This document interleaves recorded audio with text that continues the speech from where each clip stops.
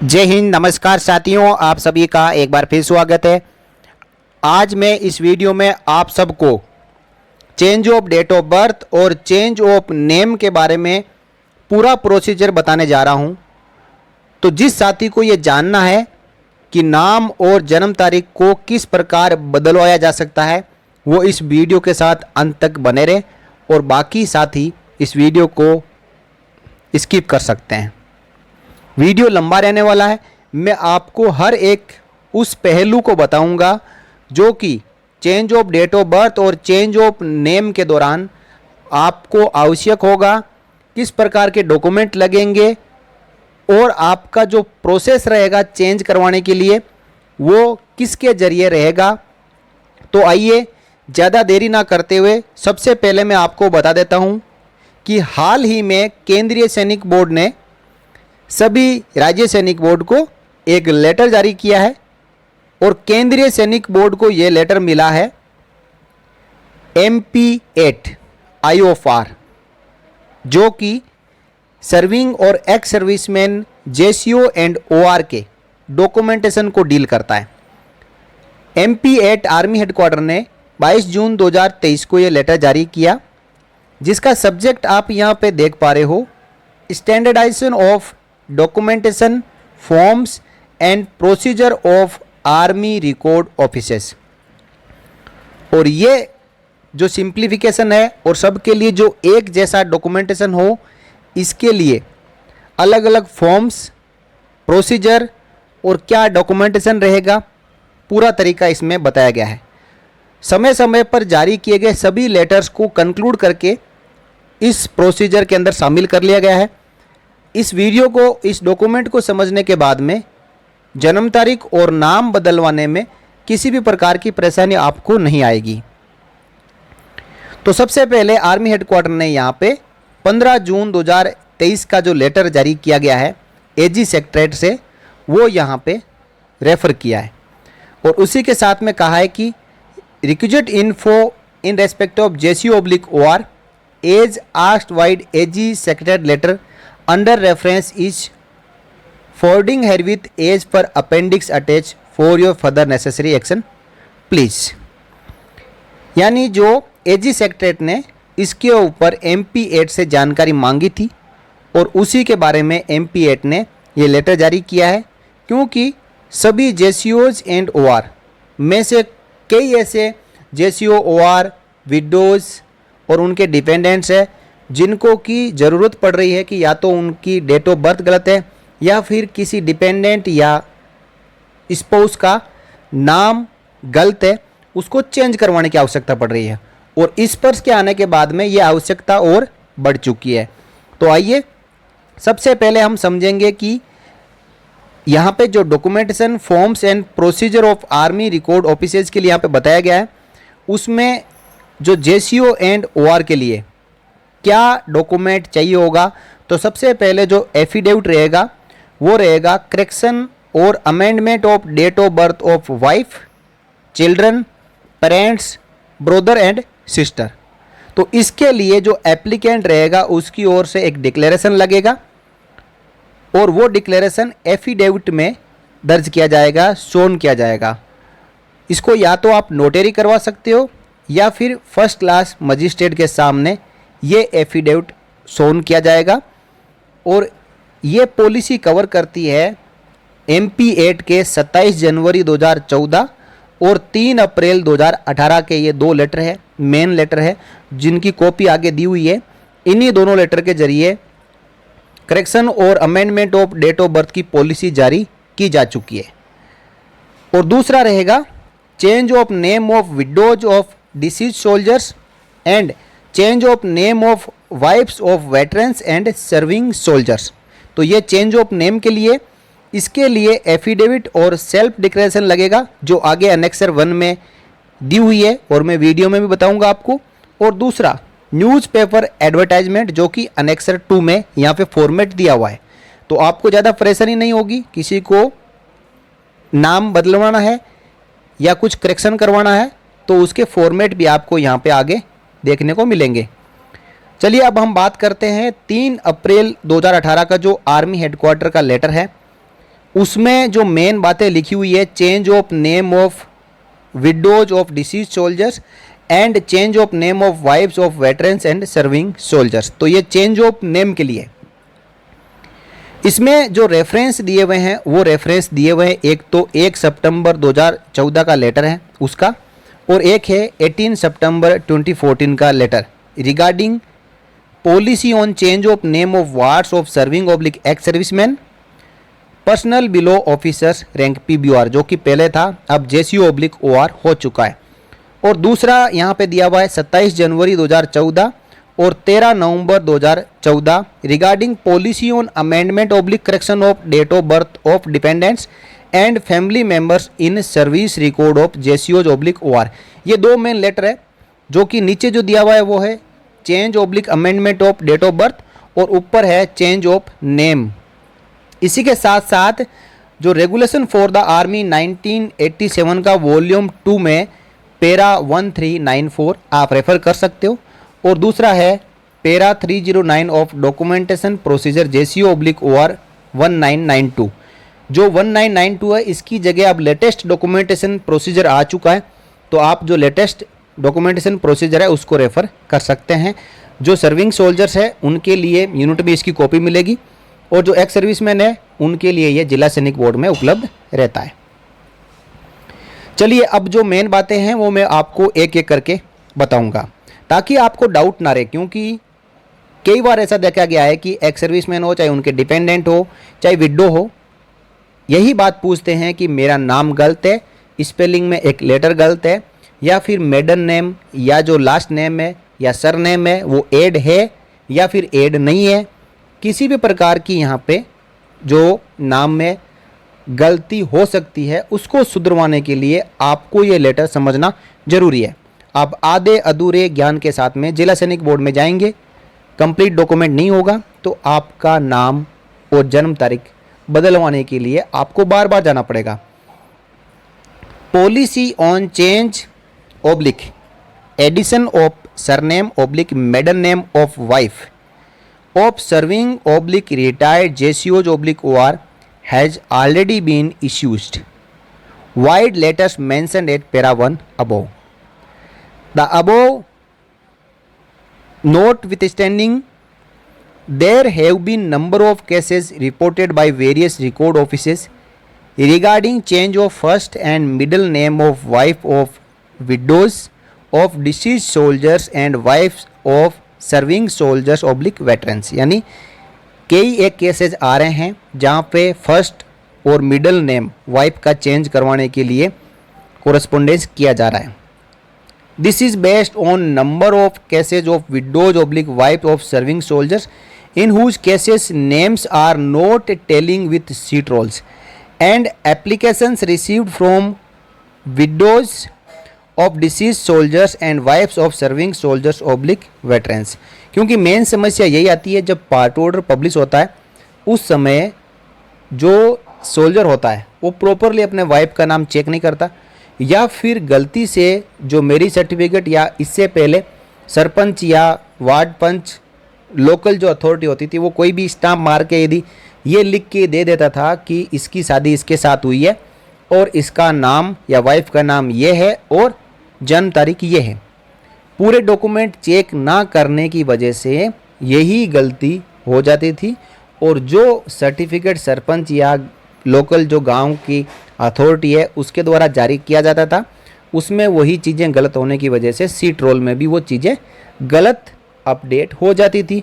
और जब पता चलता कि मार्कशीट में कुछ नाम और है या डेट ऑफ बर्थ सर्टिफिकेट जो जन्म प्रमाण पत्र है उसमें नाम कुछ और है, तो उसके बाद ये कार्रवाई शुरू हो जाती है कि उसका नाम सही करवाना है, नाम में सरनेम ऐड करवाना है, या फिर गलती से सरनेम लग गया है उसको हटवाना है।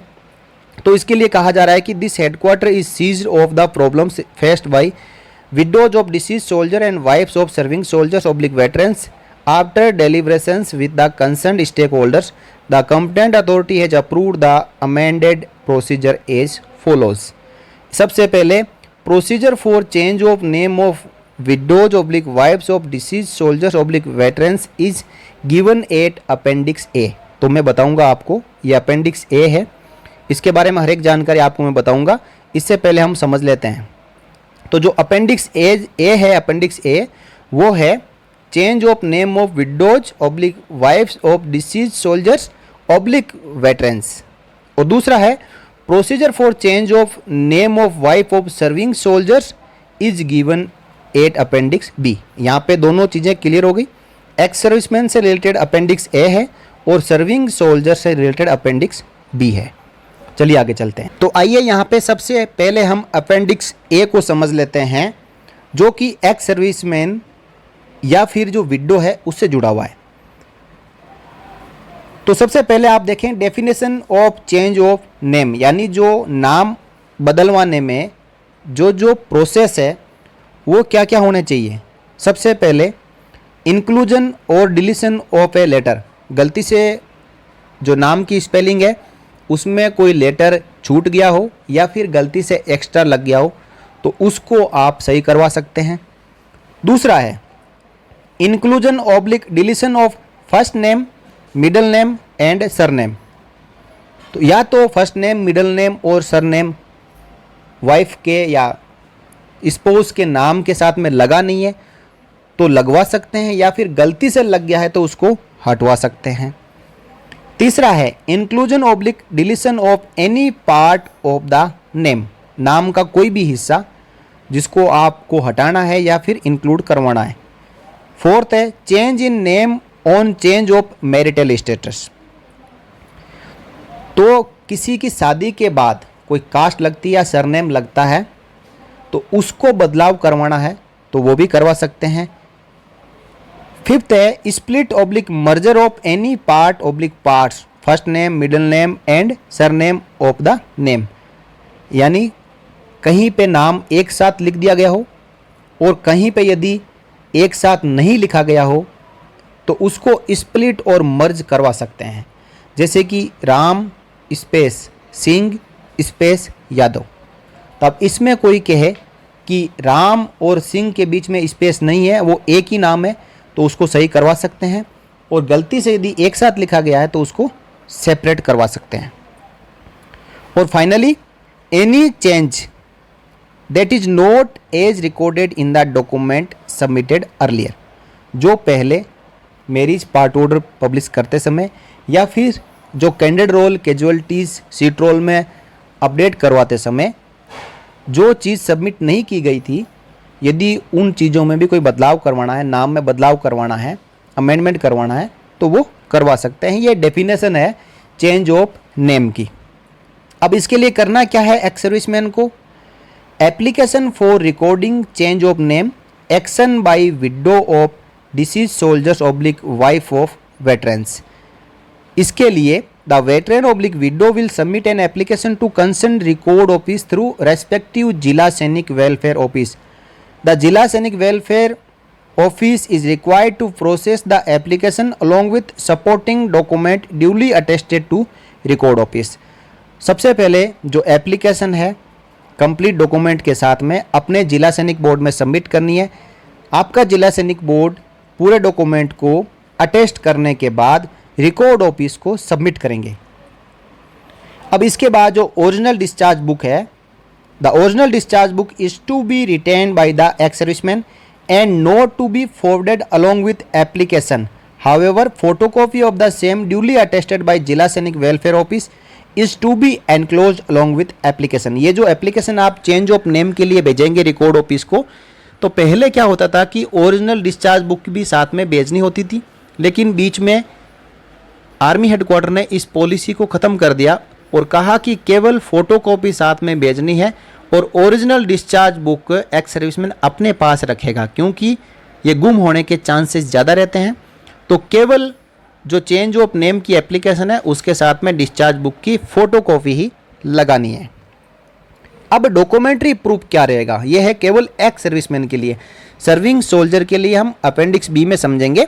अपेंडिक्स ए में केवल और केवल एक्स सर्विसमैन के लिए। बड़े ध्यान से सुनिएगा, एक एक डॉक्यूमेंट मैं आपको यहाँ पे बताऊँगा। सबसे पहले आधार कार्ड मैंडेटरी है, इसकी सीटीसी या सेल्फ अटेस्टेड कॉपी लगानी ही पड़ेगी।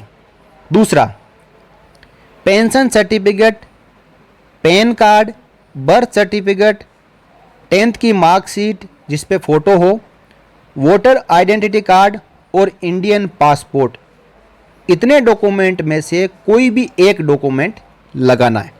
इसकी सीटीसी या सेल्फ अटेस्टेड कॉपी एप्लीकेशन के साथ लगानी है। आप यहाँ पे दोबारा देख सकते हो, pension certificate, pan card, birth certificate जो रजिस्ट्रार से इश्यू हुआ हो, 10th सर्टिफिकेट जिस पे फ़ोटो लगा हुआ हो, और वोटर आइडेंटिटी कार्ड, और फाइनली इंडियन पासपोर्ट। इतने डॉक्यूमेंट में से एक डॉक्यूमेंट लगाना है।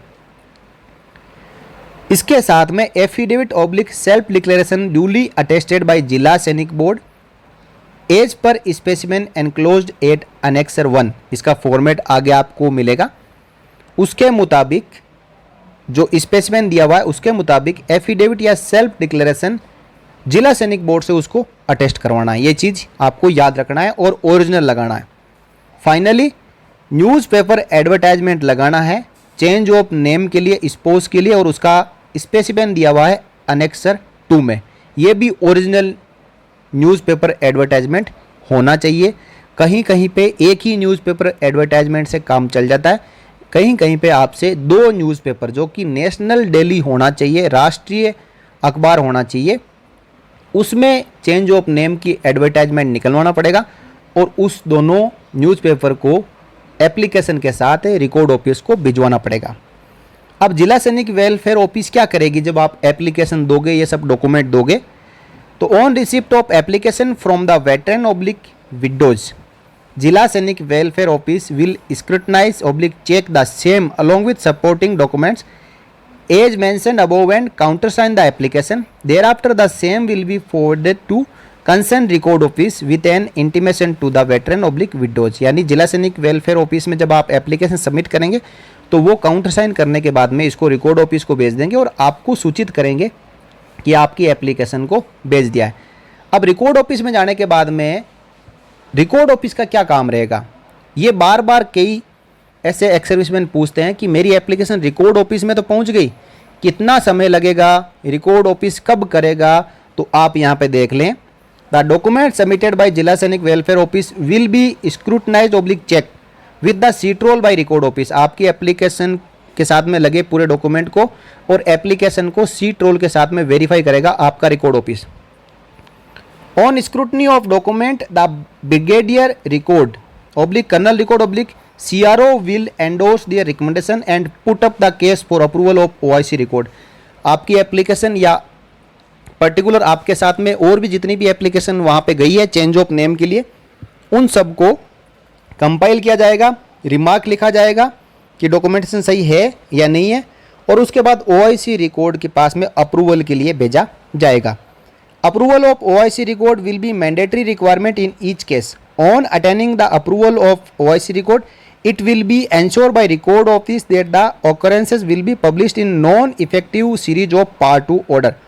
OIC रिकॉर्ड की अप्रूवल मिलने के बाद में एनी सीरीज के जो पार्ट ऑर्डर होते हैं, क्योंकि जब एक सोल्जर सेवारत है तो यूनिट पार्ट ऑर्डर करती है और एक्स सर्विसमैन होने के बाद में रिकॉर्ड ऑफिस पार्ट ऑर्डर करती है, तो इसका पार्ट 2 ऑर्डर पब्लिश किया जाएगा। A copy of the approval will be kept in the sheet roll of the concern individual. जो अप्रूवल मिली है OIC की, उसकी एक कॉपी जो भी एक्स सर्विसमैन है उसके सीट रोल में रखी जाएगी। आपका सीट रोल 50 साल तक, आपके रिटायरमेंट के 50 साल तक मेंटेन किया जाता है, तो उसमें एक कॉपी लगा दी जाएगी। और a specimen for publication of part order for change of name is enclosed as annexure 3। वो आपके लिए काम का नहीं है, वो रिकॉर्ड ऑफिस के लिए है, तो रिकॉर्ड ऑफिस आपका पार्ट ऑर्डर पब्लिश कर देगा। तो ये पार्ट ऑर्डर होने के बाद में रिकॉर्ड ऑफिस का काम रहेगा कि आपके सीट रोल और सर्विस रिकॉर्ड में नेसेसरी चेंजेस करेंगे, नया नाम वहाँ पे लिखेंगे, और उसके बाद में एक पार्ट ऑर्डर की कॉपी जिला सैनिक वेलफेयर ऑफिस को भेज देंगे, और इसी के साथ में एक कॉपी वेटरन या विडो जो नाम चेंज करवाना चाह रहे हैं उनके घर पे भी जाएगी। अब इसके बाद में रिकॉर्ड ऑफिस LPC कम डाटा शीट तैयार करेगा और कोरिजेंडम PPO जारी करने के लिए PCDA पेंशन प्रयागराज को भेज देगा, जिसमें कि जो पहले नाम PPO में लिखा हुआ है वो चेंज होगा और PCDA पेंशन प्रयागराज नया कोरिजेंडम PPO जारी करेगा जिसमें जो लेटेस्ट नाम है वो लिखा हुआ होगा। अब जो कॉपी वेटरन के पास में या विडो के पास में घर पे आएगी और जिला सैनिक बोर्ड में भी जाएगी जो पार्ट ऑर्डर है उसकी। तो उसके बाद में जो एक्स सर्विसमैन है या विडो है उसको उस पार्ट ऑर्डर की कॉपी और ओरिजिनल डिस्चार्ज बुक के साथ में जिला सैनिक वेलफेयर ऑफिस में जाना है और वो पैरा 8 में जिला सैनिक वेलफेयर ऑफिस आपका जो अपडेटेड नाम है, जो सही नाम है, जो चेंज होके आया है, वो वहाँ पे लिख के उसको अथेंटिकेट करेंगे। और फाइनली लाइफ में एक बार ही आप अपना नाम चेंज करवा सकते हो। ऐसा नहीं है कि अभी पार्ट ऑर्डर करवा लिया और थोड़े दिनों बाद में कुछ और नाम रख के फिर से नाम बदलने के लिए पूरी कार्रवाई कर दी, तो ऐसा नहीं होगा। एक ही बार नाम चेंज हो सकता है और उसके लिए आप सही से डॉक्यूमेंटेशन करें। तो ये तो था वेटरन के लिए और विडो के लिए, एक्स सर्विसमैन के लिए नाम चेंज करवाने का प्रोसेस और उसके साथ में लगने वाले डॉक्यूमेंट। अब हम बात करेंगे सर्विंग सोल्जर यदि वाइफ का नाम चेंज करवाना चाहता है, स्पाउस का नाम चेंज करवाना चाहता है, तो उसके लिए क्या क्या कार्रवाई है। तो इसके सर्विंग सोल्जर्स के केस में जो कंप्टेंट अथॉरिटी है वो OIC रिकॉर्ड है और नाम में क्या क्या चेंजेस हो सकते हैं वो आप यहाँ पे पहले देख लें।